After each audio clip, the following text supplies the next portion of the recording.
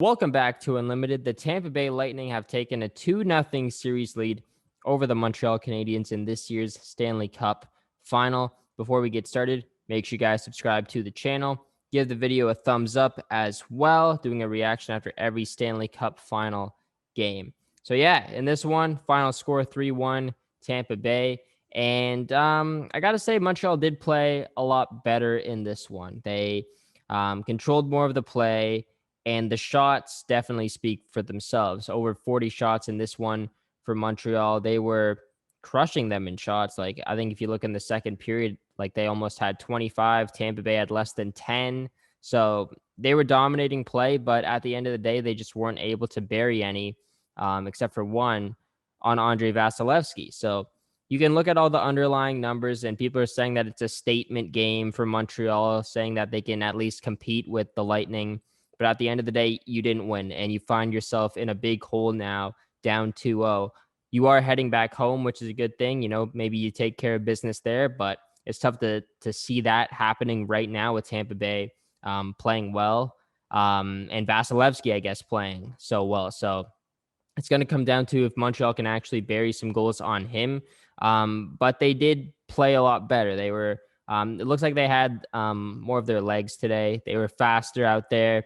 Hungry on pucks, controlling the play more in the offensive zone, actually getting some good quality scoring chances on Vasilevskiy. Not super like high A chances, but just generating a lot more like chances to get a shot on net. And they were able to test Vaz a lot more in this game than they did last game, but still no like super dangerous scoring opportunities, even though they were getting so many shots. So you got to work on finding more ways to bury a goal on Andrei Vasilevskiy, because it's very hard to do. And right now it's tough to see Montreal being able to put up like a 3 or a 4 on Vasilevskiy. And the Lightning have been able to on Carey Price. But then again, on the other hand, Price hasn't been getting a lot of help from either just lucky bounces or bad turnovers. So it's been a tough start to the series for him. The Sorelli goal to start things off in this game, it was just a tough goal. It was basically a 3-guy screen, I think 3 or 4 guys in front of Price just screening him. I believe Perry was there, and another defenseman. I know they were saying on the broadcast, like Bieksa was saying, like, if you're in the way, just block it or get out of the way. And they just stood there, didn't do anything. Price was really late reacting to it, and I guess, you know, it's tough to blame him for it because of the screen, but then again, it's a shot from the blue line. He was just really late reacting to it. Like he made a reaction, it went off his blocker and went in. It's a tough one for him, I guess, but you can't let those goals in the playoffs and in the finals, especially. So, and that was big for Tampa, obviously. But then Montreal came back, and Suzuki got a very, I guess that was also kind of a lucky goal as well. Just a weird play. A very weak shot from almost the blue line again, and right along the ice. Vasilevskiy was really late reacting to it. It looked like it was bouncing a little bit. Went over a couple of sticks. It may have deflected slightly off of McDonough's stick as well. And it goes 5-hole on Vasilevskiy. So we're tied now. And Montreal's got a ton of momentum after that. They came out flying, a ton of chances, a lot more shots came after that, but they weren't able to capitalize anything. And then end of the second period now, terrible turnover, I guess. It was like the last 10 seconds, or maybe even last 5 seconds. Like it just came down to who wanted the puck. And Barclay Goodrow wanted the puck a lot more. And he chipped that one puck by the Montreal defenseman there. I forget if it was Sherratt or not. He's had a tough series as well. Just the own goal.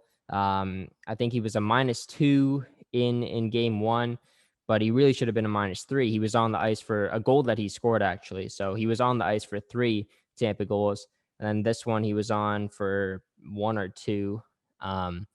But anyways, yeah, Goudreau was just hungry for the puck, chipped it by whoever that defenseman was, and then dishes it over to Coleman, who goes Superman and buries it on Carey Price. So with like 0.4 seconds left or 0.3 seconds left in the period, which is crazy.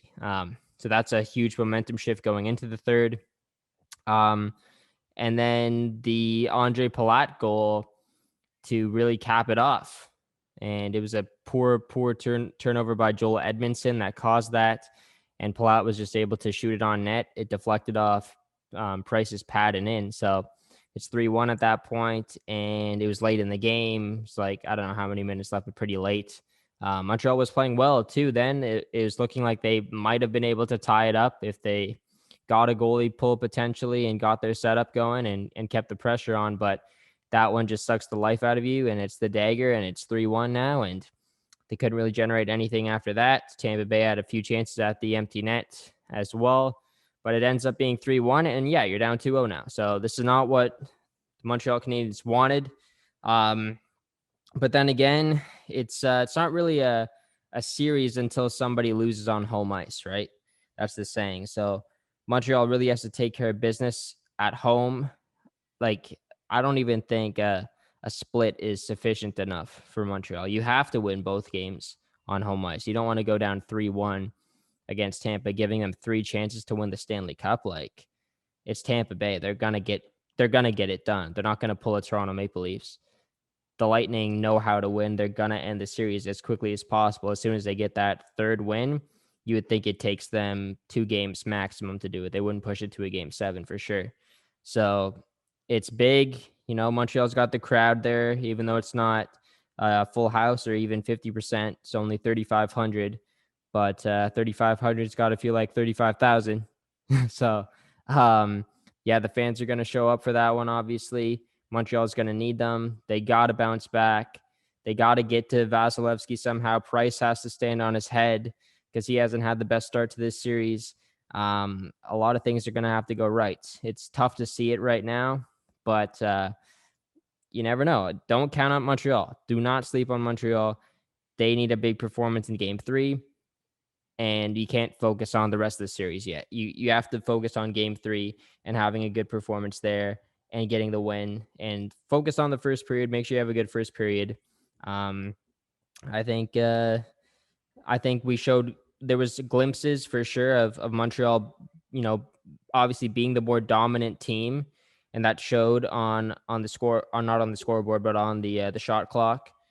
So we need some more of that, and they got to just capitalize, whether that's a power play or a breakaway or just an odd man rush. They got to score on those chances. So can they do it? We will find out next game. Thank you guys very much for watching. Subscribe to the channel, like the video, and we'll be back after game number 3. Tampa Bay takes a 2-0 series lead. Peace.